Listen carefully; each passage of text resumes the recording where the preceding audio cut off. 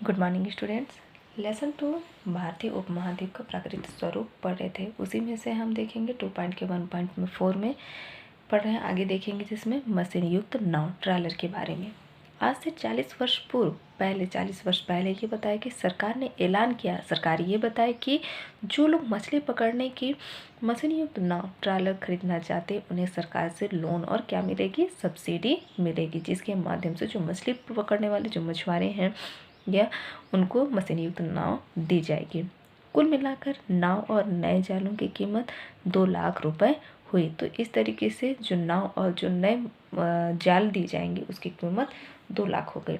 एंटोनी ने 1 लाख रुपए खर्च किए और बाकी लोन लेकर मशीन युक्त नाव खरीदी। तो इस तरीके जो एंटोनी ने क्या किया कि तो यहाँ पे किस तरीके से एंटोनी के द्वारा जो मशीन युक्त नाव वो क्या है, कुछ पैसे वो 1 लाख रुपए खर्च किया और बाकी जो है वो लोन लेकर के मशीन युक्त नाव खरीदते हैं।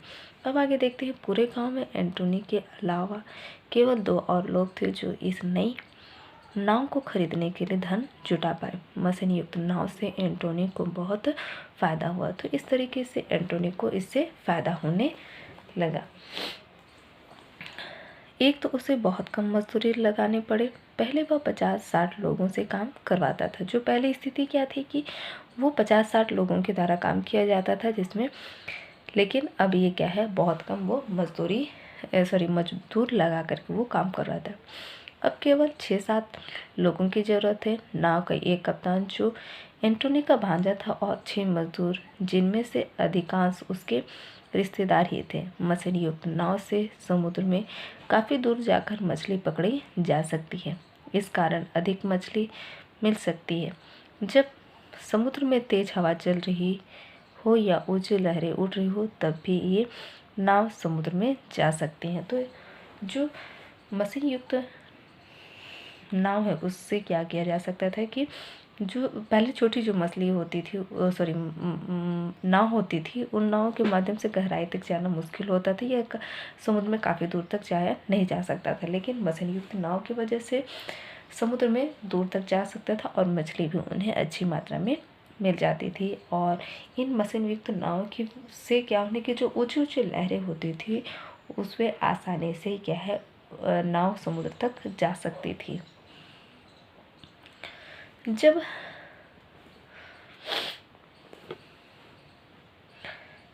गांव के पास के समुद्र में मछली कम हो जाती, मछली तो नाव से दूर दूर जाकर मछलियां पकड़ी जा सकती थी। जो मतलब जो पास के जो समुद्र में तो मछलियाँ कम तो वो दूर जा कर के मछली पकड़ने का काम करते हैं। अब आगे देखते हैं। तट से 3-4 किलोमीटर की दूर पर झींगा मछली मिलती है। मतलब तट से 3-4 किलोमीटर दूर पर ही उन्हें झींगा मछली प्राप्त हो जाती है। पिछले 20-25 वर्षों में देश में झींगा की मांग खूब बढ़ने लगी, जो उसकी कीमत भी बढ़ी। मतलब पिछले 20-25 वर्षों में जो झींगा मछली की जो मांग बढ़ने लगी, जिसकी वजह से कीमतों में भी वृद्धि होने लगी। बड़े बड़े व्यापारी मछुआरों से झींगा खरीदकर समुद्र में ले जाते हैं। वहाँ पर उन्हें साफ करके नमक के साथ पानी में उबालते हैं। उसे बर्फीले कमरों में रखकर बर्फ सा जमा देते और उन्हें विदेशों में भेज देते, जहाँ इनकी अच्छी कीमत मिल जाती है। तो इस तरीके से जो मछली पकड़ने वाले जो मछुआरे क्या है उनको साफ करके नमक के साथ रख दिया जाता है, पानी में उबालते हैं जिससे वो ख़राब ना हो। और क्या कहते हैं, बर्फ़ की बड़ी बड़ी जो कमरे होती हैं वहाँ पे उनको मछलियों को, जो झींगा मछली है उनको जमा करके रख देते हैं और उसे दूर दूर तक भेजा जाता है, जिससे आसानी से लंबे समय तक उसे सुरक्षित रखा जा सकता है। शुरू में एंटोनी की मशीन युक्त नाव में समुद्र में 10-12 किलोमीटर दूर जाकर मछली पकड़ती थी, मगर जब झींगे की मांग बढ़ी तो स्थिति बदलने लगी। मतलब जहाँ एंटोनी ने मशीन युक्त नाव के माध्यम से 10-12 किलोमीटर में ही जाकर के वो मछली पकड़ते थे, लेकिन क्या है, झींगे की जो मांग थी उसकी जब आवश्यकता बढ़ने लगी तो स्थिति भी बदलनी शुरू हो गई। एंटोनी ने झींगा झींगा पकड़कर मुनाफा कमाना चाहता था और झींगे तो 3-4 किलोमीटर की दूर पर मिलते थे। तो एंटोनी ने अपने जहाज़ों की तट से 3-4 किलोमीटर पर ही मछली पकड़ने का आदेश दिया। तो इस तरीके से जो एंटोनी थे वो क्या करते थे कि वो झींगा उससे उससे फ़ायदा वो लेना चाहते थे और साथ ही जो झींगा थी वो 3-4 किलोमीटर पर ही मिल जाती थी। तो वो जो अपने जो काम करने वाले जो मज़दूर हैं या जो काम करने के लिए जो रखे हुए थे उनको सिर्फ 3-4 किलोमीटर पर ही मछली पकड़ने का वो उनको आदेश दिया करते। इसी क्षेत्र में राजन जैसे छोटे मछुआरे अपना जाल बिछाकर मछली पकड़ते थे। तो इसी तरीके से जो छोटे मछुआरे जिसके बारे में हमने पढ़ चुका है, तो वो क्या करते, छोटे मछुआरे भी अपना जाल बिछा करके मछली पकड़ते थे। इसी दौरान कुछ बड़े व्यापारी और उद्योगपतियों ने भी मशीन युक्त नाव खरीदी और उन्हें झींगा मछली पकड़ने में लगाया। तो यहाँ छोटे और बड़े जो मछुआरे हैं उनमें एक क्या बोलना चाहिए, फायदा को लेने के लिए वो भी बढ़ने लगे। तो क्या होने लगे कि जो बड़े व्यापारी थे और उद्योगपति वो लोग भी मशीन युक्त नाव खरीद करके झींगा मछली से जो फ़ायदा हो रहा था वो फ़ायदा वो भी लेना चाहते थे। इस तरह अब कई मशीन युक्त नाव तट के निकट मछली पकड़ने लगी। जैसे जैसे मशीन युक्त नाव का चलन बढ़ा वैसे वैसे छोटे मछुआरों को मछली मिलना कम हो गया। मतलब नाव के जो मशीन युक्त नाव के माध्यम से जो मछली पकड़ने का कार्य किया जा रहा था तो उसमें वो जो चलन था वो बढ़ते ही चला गया और छोटे मछुआरे जो थे या मछली पकड़ने वाले उनको कम मिलने लगा मछली। अब वे अक्सर समुद्र से खाली हाथ लौटने लगे। इससे छोटे मछुआरों और मज़दूर परेशान हो गए। जब उनको जो छोटे मछुआरे हैं जब उनको मछली नहीं मिलने लगी तब उस स्थिति में वो परेशान हो गए। उन्हें आए दिन घर पर काम चलाने के लिए उधार लेना पड़ा। इस तरह वे व्यापारियों व साहूकारों के चंगुल में फंसते गए, क्योंकि एक तो उनको जो वो व्यवसाय करते थे अब उनको खाली हाथ लौटना पड़ता था। मतलब उनको जो उनके रोज़गार का जरिया होता था अब उनको वो नहीं मिलने लगा। तो इस स्थिति में वो घर के को चलाने के लिए जो ज़रूरत की चीज़ें थी वो क्या है करते थे, पूरा करने के लिए उधार लेना पड़ा। तो इससे वो व्यापारी और साहूकार के चंगुल में फंसते चले गए। कभी सुना था कि समुद्र में मछलियाँ कम है, ये बड़ी नावें सारी मछलियों को पकड़ लेते, हमारे लिए कुछ नहीं बचता। तो इस तरीके से जो छोटे मछुआरे और बड़े मछुआरों में जब ये स्थिति उत्पन्न होने लगी मछली पकड़ने को लेकर के, तो उनके सामने कमी उत्पन्न हो गई। तो जो उनका कहना ये था कि जो बड़ी नावें हैं वो मछलियों को पकड़ लेते और उनके लिए वो कुछ नहीं बचता। अब आगे देखते हैं समुद्र में मछली कम क्यों हो गई। तो इसके और भी कारण हो सकते हैं, जैसे कि समुद्र में मछली कम होने के कुछ और महत्वपूर्ण कारण रहे होंगे। इसके और भी रीज़न हो सकते हैं। अब आगे देखते हैं प्रदूषण। भारत में तटीय प्रदेश में बड़े बड़े कारखाने लगे हैं। इनमें कई तरह के विषैले रसायनों का उपयोग किया जाता है। जो भारत के तटीय क्षेत्र हैं या प्रदेश हैं तटीय क्षेत्रों पर, वहाँ पे बड़े बड़े कारखाने लगाए हैं। तो इन कारखानों से क्या है बहुत कई तरह के जो विषैले रसायन हैं वो उनका उपयोग किया जाता है। तो उनकी वजह से क्या होता है और उन्हें गंदे पानी के साथ समुद्र में बहा दिया जाता था। जो विषैली रसायनें होती हैं उनको क्या कर दिया जाता है, गंदे पानी के साथ समुद्र में बहा दिया जाता है। इसकी वजह से क्या होता है, ये विषैले रसायन समुद्र के पानी में घुल जाते और इनसे मछलियाँ मर जाती। जो विषैली जो रसायन है उनको समुद्र में घुल जाते हैं या वो मिल जाते हैं, जिसकी वजह से जो कि मछलियों के लिए हानिकारक हो जाते हैं। तो इस स्थिति में वो मर जाती हैं। दूसरे नंबर पे है मीठे पानी की कमी की वजह से। सागर का पानी तो खारा है, ये हम सभी जानते हैं कि जो सागर का पानी है वो कैसा है, खारा है। मगर ज़मीन से नदियों द्वारा जो पानी समुद्र तक पहुंचाया जाता है वह कैसा होता है, मीठा होता है। जो ज़मीन से है ना, जो ज़मीन से जो बह करके या नदियों के माध्यम से बह करके जो समुद्र में जाकर मिलती है वह पानी कैसी होती है, मीठी होती है। और सागर का पानी खारा होता है। नदी के पानी के साथ सड़ी वनस्पति भी बहकर समुद्र में जाती है। तो नदी के सहारे क्या होता है कि जो भी पानी के साथ जो सड़ी गली वनस्पति हैं या और भी चीज़ें वो समुद्र में जाती है। इस पानी और इस पोषक तत्व में कई तरह के पौधे उगते हैं। तो इसी पानी में क्या है, जो पोषक तत्व और कई तरह के पौधे भी उगाते हैं, जिन्हें प्लैंकटन कहते हैं। इन्हीं प्लैंकटनों पर मछलियाँ पलती हैं। पिछले 40 वर्षों में दक्कन के पठार से बहने वाले नदियों पर जगह जगह बांध बनाए जाते हैं। मतलब पिछले 40 वर्षों से जो दक्षिण क्षेत्र है, दक्कन का पठार है, उन जगहों पर जो बहने वाली नदियाँ हैं उन पर क्या बनाए गए हैं, बांध बनाए गए हैं। इन बांधों के कारण नदियों का पानी बहुत कम समुद्र तक पहुंच पाता है। तो बांध की वजह से जो नदियों का पानी वो समुद्र में नहीं जा पाता। नदियों से बहकर आने वाले सड़े गले पौधे भी बहुत कम हो जाते हैं। तो इस तरीके से क्या हो रहा है कि बांध बन जाने की वजह से जो नदियों का पानी वो समुद्र में नहीं पहुंच पा रहा है, और जो नदियों से बहकर आने वाले सड़े गले जो पौधे होते हैं वो अब बहुत कम हो गए हैं।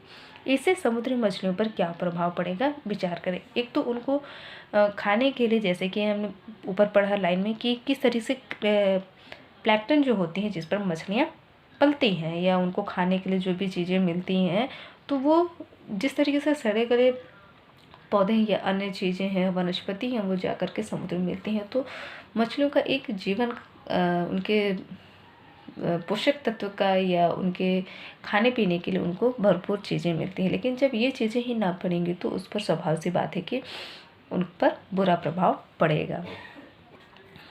अब आगे देखेंगे द्वीप। भारत में बंगाल की खाड़ी और अरब सागर में कई द्वीप समूह स्थित हैं। इनमें 2 बड़े द्वीप समूह हैं, अंडमान निकोबार द्वीप समूह, दूसरा है लक्षद्वीप समूह। तो इस तरीके से 2 बड़े द्वीप समूह हैं। अंडमान और निकोबार द्वीप समूह के बारे में देखेंगे यहाँ। अंडमान और निकोबार द्वीप समूह बंगाल की खाड़ी में क्या है, उत्तर से दक्षिण दिशा तक लंबाई में फैला है। अंडमान द्वीप समूह में उत्तरी अंडमान, मध्यवर्ती अंडमान, दक्षिणी अंडमान और छोटे अंडमान द्वीप आते हैं। निकोबार द्वीप समूह के उत्तरी भाग को कार निकोबार एवं दक्षिणी भाग को ग्रेट निकोबार कहते हैं। तो इस तरीके से जो अंडमान निकोबार है उसके बारे में बताया कि यह उत्तरी, मध्यवर्ती और दक्षिणी अंडमान जो कि छोटे अंडमान द्वीप आते हैं, जिसमें निकोबार समूह के उत्तरी भाग को कार निकोबार और दक्षिणी भाग को ग्रेट निकोबार के नाम से जाना जाता है। इसके अतिरिक्त और भी छोटे छोटे द्वीप समूह हैं।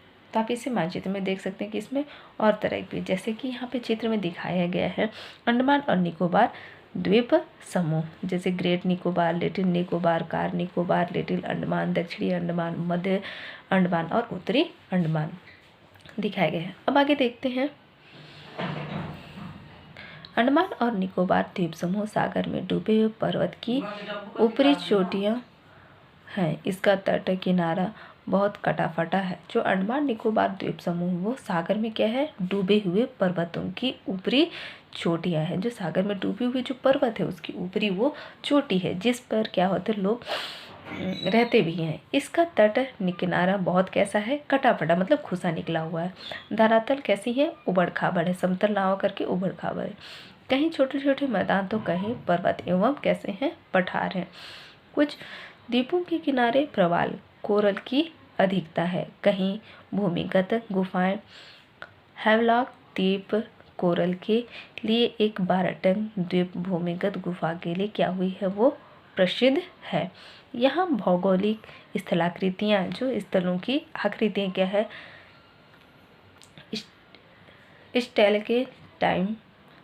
स्टेलेगामाइट और कंदरा स्तंभ देखने को मिलते हैं। यहाँ पहुँचने के लिए जलयान और स्टीमर से जाना पड़ता है। यहाँ पे इन जगहों पर पहुँचने के लिए जलयान के माध्यम से और स्टीमर के माध्यम से पहुँचा जाता है।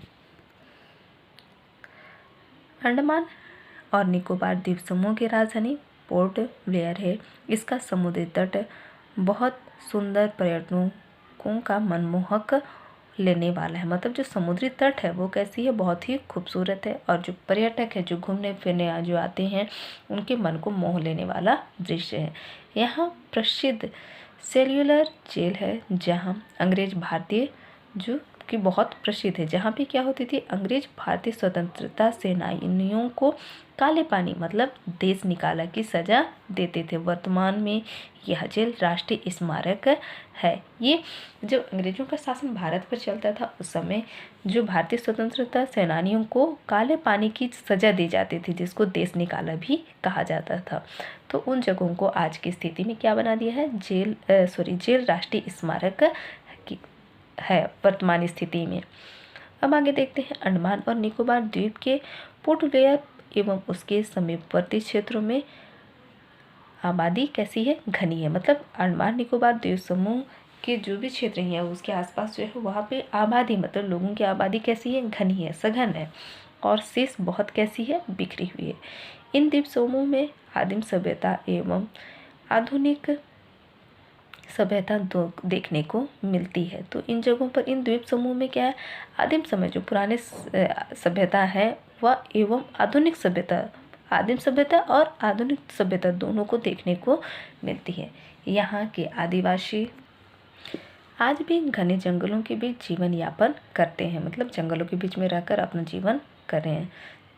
जरावा, ओंग, ग्रेट अंडमानी, निकोबारी, सोपेन यहाँ की प्रमुख जनजाति हैं। इनमें पर्यावरण के साथ समायोजन करने की अद्भुत क्षमता है। शासन इन्हें तथा इनकी संस्कृति को सुरक्षित रखने हेतु प्रयासरत है। मतलब कोशिश सरकार कर रही है कि जो इनकी संस्कृति है, इनकी सभ्यता है, उनको सुरक्षित रखने की कोशिश की जा रही है।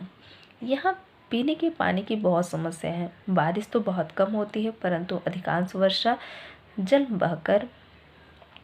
बहकर समुद्र में चला जाता है। मतलब बारिश जो होती है वो बारिश तो बहुत होती है, लेकिन क्या होता है, अधिकांश जो वर्षा होती है वो जल में बह करके समुद्र में जा करके मिल जाती है। आदिवासी जल का संचय प्राकृतिक तरीकों से करते हैं। जो वहाँ के आदिवासी हैं वो जल का संचय, उसको इकट्ठा करने का तरीका उनका कैसा है, प्राकृतिक तरीकों से किया जाता है। इनमें से एक तरीका बाँस को चीर कर उनमें वर्षा के जल का संचय करना, मतलब बाँस को फाड़ करके उसमें वर्षा को इकट्ठा या वर्षा के जल को वो इकट्ठा करके रखते हैं या संचय करके रखते हैं। लकड़ी की बहुलता के कारण, मतलब लकड़ी अधिक है, इसकी वजह से क्या है, अंडमान द्वीप समूह के चैथम द्वीप में विशाल आरा मिल है, जहाँ लकड़ी चीरने का व्यवसाय मुख्य रूप से विकसित है। क्योंकि अंडमान में जो लकड़ी बहुत अधिक मात्रा में मिलती है, जो कि चैथम द्वीप में विशाल आरा मिल है, जहाँ पे लकड़ी चीरने का या उसको फाड़ने का कार्य किया जाता है। अंडमान और निकोबार द्वीप समूह के बैरन द्वीप में भारत का एक मात्र सक्रिय ज्वालामुखी है। अंडमान के बैरन द्वीप में भारत का एक ऐसा क्या है, सक्रिय ज्वालामुखी है, जहाँ के अंडमान और द्वीप समूह में स्थित है। अंडमान के रंगट शहर में 4-5 किलोमीटर पर पंख ज्वालामुखी है, जिसके निरंतर महीन मिट्टी का घोल निकल रहा है। मतलब इन ज्वालामुखी से क्या है, महीन मिट्टी, एकदम बारीक मिट्टी जो होती है उसका घोल निकल रहा है। अब आगे देखेंगे सेकंड नंबर पे लक्षद्वीप।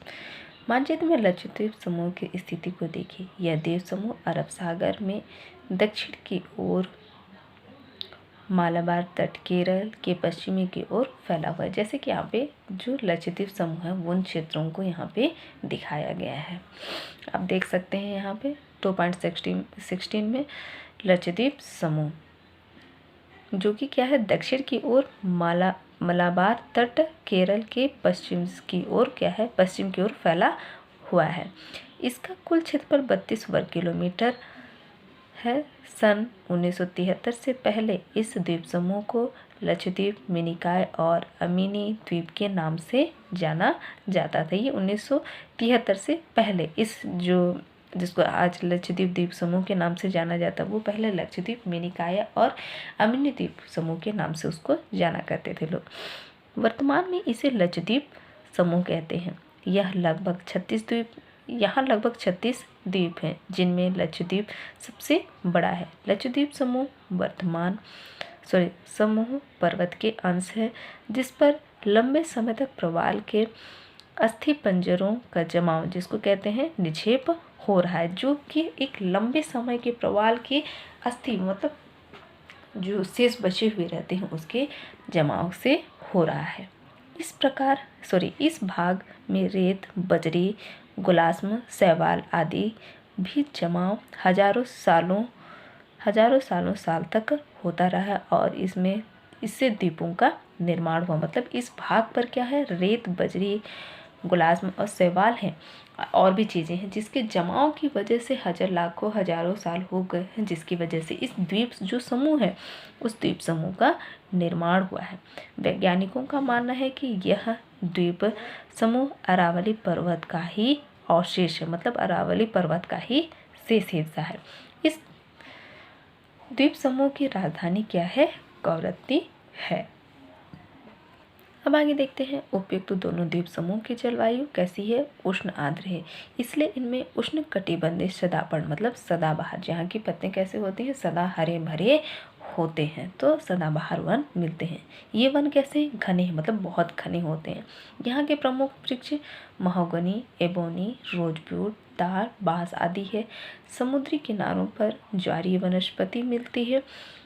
नारियल के वृक्ष भी बहुत मिलते हैं। यहाँ केला, सब्जियाँ, कुछ अनाज और गरम मसाले भी उगाए जाते हैं।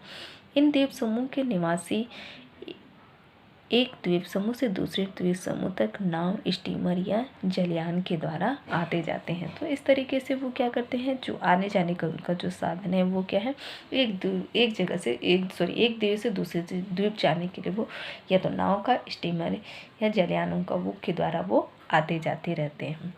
इन द्वीपों की आबादी बहुत कम है। कुछ द्वीपों तो बिल्कुल निर्जन है, मतलब वहाँ कोई नहीं रहता है। कुछ ऐसे द्वीप भी हैं, लेकिन कुछ जो द्वीप हैं जहाँ पे आबादी बहुत ही कम है। लक्षद्वीप समूह के केवल 10 द्वीप कैसे हैं, आबादी में हैं, जहाँ पे लोग निवास करते हैं। उपयुक्त द्वीप समूह के अतिरिक्त मुख्य द्वीपों के तटों से लगे कई छोटे छोटे द्वीप हैं, जिनमें बंगाल के खाड़ी में गंगासागर द्वीप, न्यूमोर द्वीप, श्रीहरिकोटा तथा रामेश्वरम प्रमुख है। तो बंगाल की खाड़ी है, उसमें गंगासागर द्वीप, न्यूमोर द्वीप और श्रीहरिकोटा तथा रामेश्वरम प्रमुख है। अरब सागर तट के हैंड्रे और कैंड्रे द्वीप, एलिफेटा द्वीप, सेल्सेट द्वीप है, जिनमें मुंबई महानगर फैला हुआ है। मतलब इन जगहों पर जो अरब सागर के तट पर जो हैंड्री और कैंड्रे द्वीप है और एलिफेटा द्वीप और सेल्सेट द्वीप है, जिन पर क्या बसा है, मुंबई महानगर जो बसा हुआ है। तो स्टूडेंट्स, आप लोगों का 2.1.4 यहीं पे समाप्त होता है। आप लोगों के लिए होमवर्क के लिए क्वेश्चन है। क्वेश्चन नंबर 1, तटीय मैदानों पर बसे मछुआरों को समुद्र से मछली पकड़ने के लिए किन किन चीज़ों की जरूरत पड़ती है, ये चीज़ें वे कैसे प्राप्त करते हैं। क्वेश्चन नंबर 2, मछुआरों को अपने व्यवसाय में किन जोखिमों का सामना करना पड़ता है। क्वेश्चन नंबर 3, किन महीनों में अधिक मछली पकड़ी जाती है, कारण भी बताएं। तो ये 3 क्वेश्चन आप लोगों को दिए जा रहे हैं। आज के लिए यहीं तक। Thank you students.